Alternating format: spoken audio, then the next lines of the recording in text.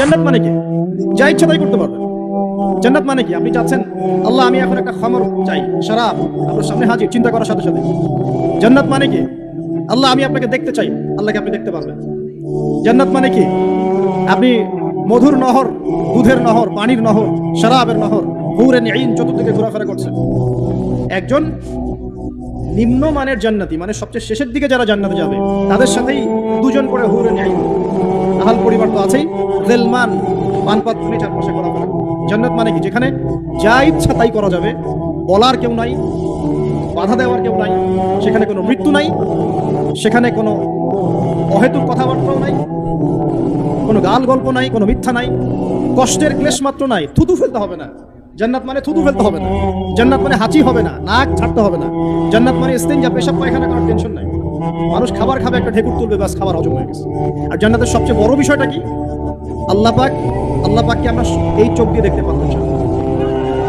আর তার সমকক্ষ একটা বিষয় হচ্ছে আল্লাহ পাক বলে দিবেন যে আমি তোমাদের সবার উপর সন্তুষ্ট হয়ে গেলাম, যাও কোনোদিন অসন্তুষ্ট হবে। ব্যাস, এখন আপনি যত কিছুই করেন এই বস্তুবাদী জীবনে, মনে একটা ভয় থেকে যাবে।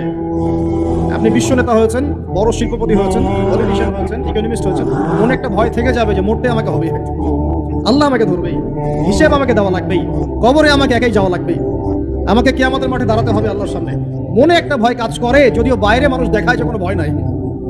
মানুষ বাইরে অভিনয় করে, মানুষ সমাজের মানুষের সাথে বাইরে একটা অভিনয় করে। কোনো কোনো ক্ষেত্রে আমরা নিজেরাই নিজেদের সাথে অভিনয় করি। কথা সাহিত্যিক হুমায়ুন আহমেদের নাম শুনেছিলেন? শুনেছেন? ইন্তেকাল করেছেন। একটা সময় ছিল আমরা স্কুলে পড়তাম, কলেজে পড়তাম, মাঝে মাঝে টুকটাক এ ধরনের কিতাব বইপত্র পড়া হয়েছে। হিমু, মিসির আলী এইসব পড়া হয়েছে। শরৎচন্দ্র, বঙ্কিমচন্দ্র, রবীন্দ্রনাথ, নজরুলের কবিতাগুলো, ইভেন শেক্সপিয়ার, অ্যাডাম স্মিথ সহ, যিনি অর্থনীতির জনক। যাই হোক, তিনি তার বইয়ের মধ্যে লিখেছিলেন যে এই পুরো দুনিয়াটা হচ্ছে অভিনয়ের মঞ্চ। কথা সাহিত্যিক তিনি বলছেন তার মতো করে এই পুরো দুনিয়াটাই অভিনয়ের মঞ্চ, আর আমরা সবাই নিজ নিজ জায়গায় অন্যের সাথে অভিনয় করছি। কোনো কোনো ক্ষেত্রে আমরা নিজেরা নিজেদের সাথে অভিনয় করছি। তিনি বলছিলেন আমরা সবাই অভিনেতা, আর সবচেয়ে বড় অভিনেতা হচ্ছে পলিটিশিয়ানরা, কারণ তাদেরকে অনেক বড় মঞ্চ অভিনয় করতে হয়। এটা আমার কথা না, হুমায়ুন আহমেদের কথা, পড়ে দেখেন। তো আল্লাহ পাক পাঠিয়েছেন তার ইবাদত করতে, আর এই বস্তুবাদী জগৎ আমাদেরকে ভুলিয়ে দিল কিভাবে? কয়েকটা প্রলোভন দিল। প্রথম প্রলোভন হচ্ছে টাকা, তারপরে জীবনে কি করবো প্রতিষ্ঠিত হওয়ার চিন্তা, তারপরে চাই চাই আরো চাই এই একটা আকীদা দর্শন, তারপরে আমার স্ত্রী সন্তান আহাল পরিবারের কি হবে, আর আরেকটা দর্শন আছে, এটাকে বলে চারবাক দর্শন। এবং দুঃখের সাথে বলতে হয় আমাদের রবীন্দ্রনাথ ঠাকুর কিন্তু এই দর্শনের মানুষ ছিলেন। চারবাক এরকম, তার কবিতা পড়লে দেখবেন লেখা আছে, দু হাতে যা পাও হাত পেতে নাও, দু হাতে যা পাও হাত পেতে নাও, বাকির খাতা শূন্য থাক, বাকির খাতা শূন্য থাক। ঠিক চারবাক দর্শন, এটা ফিলোসফি পড়েছেন, এখানে অনেক টিচারও আছেন আমি জানি, তারা এই কথাগুলো বুঝবেন। চারবাক দর্শন কেমন? ঋণ করে ঘি খাও, ঋণ করে ঘি খাও, যতদিন বাঁচবে সুখে বাঁচবে, এটা হলো চারবাক দর্শন।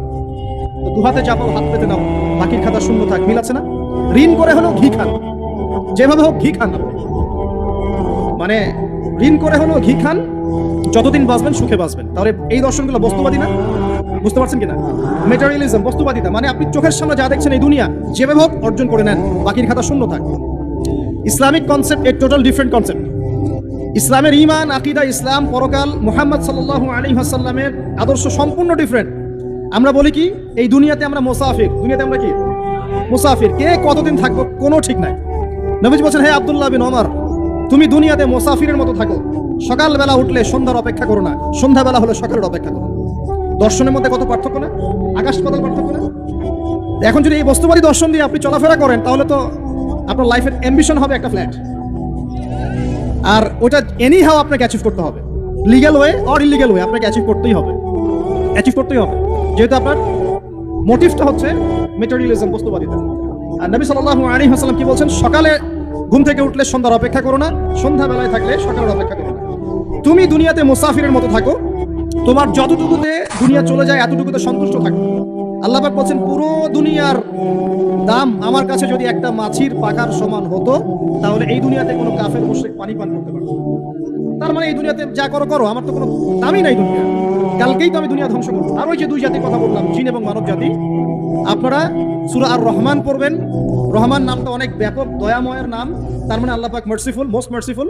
কিন্তু এই সূরা আর রহমানেই একটা ভয়ঙ্কর আয়াত আছে, কি সানাফরুগু লাকুম আইয়ুহাস সাকলান, হে মানুষ এবং জিন, হে মানুষ এবং জিন, শীঘ্রই আমি তোমাদের দুইটা জাতিকে ডিল করার জন্য ফারেক হচ্ছি, অপেক্ষা করতে পারি।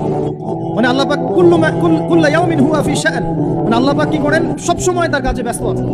মহাবিশ্বের তো গ্রহ নক্ষত্র গ্যালাক্সির অভাব নাই, মাখলুকের কোনো অভাব নাই। আল্লাহ পাক প্রত্যেকটা মুহূর্তেই তার কাজে ব্যস্ত আছেন, তার কাজে শানে ব্যস্ত আছেন। কিন্তু এই ব্যস্ততা থেকে ফারেক হবেন কাদের জন্য? মানুষ আর জিনের জন্য।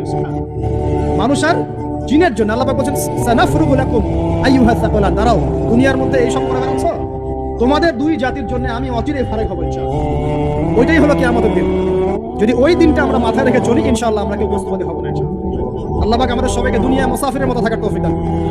আমরা উন্নতি করব, অবশ্যই অগ্রগতি করব, আমরা সবকিছুই করবো, কিন্তু দুনিয়ার পূজায় ডুবে যাব না। এটা একটা বড় চ্যালেঞ্জ। মানে মধ্যমপন্থী থাকতে হবে, না একদম গোলালু মার্কা আর না চরমপন্থী, মাঝামাঝি থাকার চেষ্টা করতে হবে। আল্লাহ তৌফিক দান করুন। ঢাকাবাসীর জন্য এর চেয়ে বড় কোনো নসিহত হতে পারে না। ঢাকা থেকে, ঢাকার মতো যত মানে সিটিজ, মেগা সিটিজ আছে সারা ওয়ার্ল্ডে, তাদের জন্য এটাই প্রথম নসিহত, বস্তুবাদিতা ত্যাগ করতে হবে, বস্তুবাদী। আল্লাহ পাক আমাদের সবাইকে বাকির খাতা পূর্ণ করার তৌফিক দান। এখন একটা লক্ষ্য পেলাম, কি জন্য দুনিয়া এসেছি? আল্লাহর ইবাদত করার জন্য। এখন অনেকে ভুল বুঝে প্রশ্ন করতে পারে, তাদের জ্ঞানের স্বল্পতা। আমি ওদেরকে দোষারোপ করবো না, কারণ আমাদের শিক্ষার সমস্যা আছে। আমরা তো সবার মাঝে ইসলামিক সার্বজনীন শিক্ষা দিতে পারছি না। এই কারণে অনেকে প্রশ্ন করতে পারে, তাহলে কি সারা জীবন আল্লাহ বিল্লাহি করতে হবে? আমি কি সারা জীবন তাসবিহ তাহলিল জিকির আজকার নামাজি পড়ে বেড়াবো? তাহলে এটা হলো তার ভুল বুঝ। এই আয়াত সম্পর্কে ভুল ব্যাখ্যা। সঠিক ব্যাখ্যাটা কি? সঠিক ব্যাখ্যা হচ্ছে সূরা হাশরের 7 নম্বর আয়াত। কত নম্বর? সূরা হাশর 7 নম্বর আয়াত। আল্লাহ পাক বলেন, ওয়া মা আতাকুমুর রাসূলু ফাখুযুহু, রাসূলুল্লাহ সাল্লাল্লাহু আলাইহি ওয়াসাল্লাম তোমাদেরকে যা যা দিয়েছেন সব নিয়ে নাও। ওয়া মা নাহাকুম আনহু ফান্তাহু, রাসূল যা থেকে বিরত থাকতে বলেছেন সমস্ত বিষয় থেকে দূরে থাকো। এখন এই আয়াতটাকে সামনে রেখে কোরআন সুন্নাহকে যদি আমরা ঘাঁটি, আমরা দেখব রাসূলুল্লাহ সাল্লাল্লাহু আলাইহি ওয়াসাল্লাম পেশাব পায়খানা ইস্তেঞ্জা করা থেকে শুরু করে রাষ্ট্র চালানো পর্যন্ত প্রতিটা কাজের হেদায়েত দিয়ে গেছেন। আলহামদুলিল্লাহ, এটা কেউ মানি বা না মানি দিয়ে গেছেন, এটা বিশ্বাস করতে হবে। আমল করতে পারি বা না পারি, নবী দিয়ে গেছেন, বিশ্বাস করতে হবে। দলিল চাচ্ছেন, আপনি সহিহ বুখারী খুলেন, মুসলিম খুলেন, তিরমিজি, নাসাই, আবু দাউদ এগুলো খুলেন, দেখবেন আপনি ইস্তেঞ্জা করবেন কিভাবে, বসবেন কিভাবে, ঢোকার সময় কোন পা দিয়ে ঢুকবেন, বের হওয়ার সময় কোন পা দিয়ে বের হবেন, ইস্তেঞ্জা করার সময় কথা বলতে পারবেন কিনা, কতটুকু বলতে পারবেন, গোসল কেমন করে করবেন, ওযু কিভাবে করবেন, আপনি আগে কি পা থেকে শুরু করবেন নাকি হাত থেকে শুরু করবেন, কিভাবে নামাজ পড়বেন, আগে গিয়ে কি সিজদা করবেন নাকি ইকামত হবে, আযান হবে, আল্লাহু আকবার তাকবীর দিবেন, কিভাবে নামাজ শেষে বের হয়ে আপনি ব্যবসায় চলে যাবেন, কিভাবে আপনি ব্যবসা করবেন, কিভাবে চাকরি বাকরি করবেন, সমাজের মানুষের সাথে মেলামেশা করবেন, মানুষকে দ্বীনের দাওয়াত দিবেন, ইভেন কিভাবে আপনাকে যদি আল্লাহ ক্ষমতা দেন আপনি কিভাবে সোসাইটি মেনটেন করবেন, সমাজ এবং রাষ্ট্র মেনটেন করবেন, প্রতিটা হেদায়েত খুঁটিনাটি কোরআন এবং সুন্নাহ দিয়েছে আমাদেরকে। এই বিশ্বাস আগে রাখতে হবে। এই বিশ্বাস না রাখলে কেউ মুসলিম হতে পারবে না। I am very sorry to say, এই বিশ্বাস না করলে কেউ মুসলিম হতে পারবে না। আগে বিশ্বাস, তারপরে কাজ করতে পারেন কিনা সেটা পরের ইস্যু। এবং আমি বলে দিচ্ছি, এই যুগে আপনি 100% পারবেন না। সিম্পল, এই যুগে আপনি 100% পারবেন না, এটা স্বাভাবিক। কারণ এই পুরো বিশ্বটা তো ইসলামাইজ না। পুরো বিশ্ব কি ইসলামাইজ? বরং পুরো বিশ্বটা কুফরের উপর আছে। কিসের উপর আছে? পুরো ওয়ার্ল্ডটাই কুফরের উপর আছে, পুরো ওয়ার্ল্ডটাই। একটা এক্সাম্পল দিয়ে আমি প্রমাণ করতে পারি, একটা এক্সাম্পল খালি। আল্লাহ পাক বলছে সূরা মুলক, রাতের বেলা পড়তে হয় না সূরা মুলক? রাতের বেলা সূরা মুলক পড়তে হয়, যে পড়বে তার কবরের আযাব হবে না ইনশাআল্লাহ। কবরের আযাব থেকে আল্লাহ পাক তাকে বাঁচাবেন ইনশাআল্লাহ। সূরা মুলক তেলাওয়াত করতে হবে রাতের বেলা। এই সূরার প্রথম আয়াতে আল্লাহ বলেছেন, তাবারাকাল্লাযী, বরকতময় সেই আল্লাহ, বিয়াদিহিল মুলক, যার হাতে পুরো মহাবিশ্বের ক্ষমতা। কার ক্ষমতা? তাবারাকাল্লাযী বিয়াদিহিল মুলক, বরকতময় সেই আল্লাহ, যার হাতে পুরো মহাবিশ্বের ক্ষমতা, সার্বভৌমত্ব। ক্ষমতার বাংলা কি বলতে পারি আমরা? এটাকে ইংরেজিতে আপনারা কি বলেন? আপনারা বলেন সভরেন্টি। কি বলেন? সভরেন্টি বিলংস টু আল্লাহ। এখানে সভরেন্টি বিলংস টু কি? আল্লাহ। কিন্তু এই পুরো বিশ্বের সার্বভৌমত্বের মালিক কি এখন আল্লাহ বাকি আছে? মানুষ নিজের হাতে নিয়ে নিয়েছে। কথা বুঝতে পারছেন? পুরো বিশ্বে আল্লাহর সার্বভৌমত্ব চলে এখন, মানুষের সার্বভৌমত্ব চলে এখন। তো পুরো ওয়ার্ল্ডটাই কুফরের উপর আছে না? বিশ্বটাই কুফরের উপর। এখন বাদ দেন, এই ওয়ার্ল্ডে আপনি 100% ইসলাম ডিল করতে পারবেন না, সিম্পল। কিন্তু আগে বিশ্বাস করেন যে একদম টয়লেট থেকে শুরু করে আসমান পর্যন্ত সবকিছুই হেদায়েত কোথায় আছে, কোরআন শুনে আছে কি নাই? এখন মানতে পারি না, সেটা আলাদা ইস্যু। কেউ বিশ্বাস করেছে, মানতে পারে না, আল্লাহ তাকে মাফ করে দিবে ইনশাআল্লাহ। বিশ্বাস করেছি, মানতে পারিনি আল্লাহ, মানে বিশ্বাস করেছি, আমল করতে পারি নাই। আমল করতে গিয়েছি, প্রতিবন্ধকতা পেয়েছি, সমাজ এমন ছিল না, বিশ্ব এমন ছিল না, আমি পারি নাই। আল্লাহ মাফ করবো ইনশাআল্লাহ, আল্লাহ মাফ করবো ইনশাআল্লাহ। কারণ আল্লাহ পাক বলেছেন কারো আমল নামায় যদি শিরকের পাপ না থাকে, যে কোনো গুনাহ আল্লাহ যাকে ইচ্ছা মাফ করে দিবেন।